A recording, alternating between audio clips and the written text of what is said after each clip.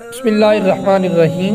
السلام علیکم ورحمۃ اللہ وبرکاتہ۔ نماز توبہ مکروہ اوقات کے علاوہ کسی بھی وقت 2 رکعت نفل نماز توبہ ادا کی جا سکتی ہے، خصوصاً گناہ سرزد ہو جانے کے بعد اس نماز کے پڑھنے سے گناہ معاف کر دیے جاتے ہیں۔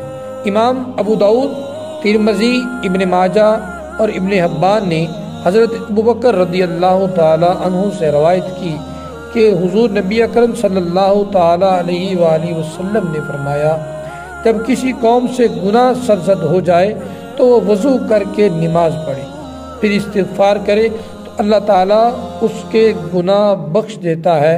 پھر یہ آیت کریمہ تلاوت فرمائی، والذین اذا فعلوا فاحشۃ او ظلموا انفسهم ذکروا اللہ فاستغفروا لذنوبہم ومن یغفر الذنوب الا اللہ ولم یصروا علی ما فعلوا وهم یعلمون۔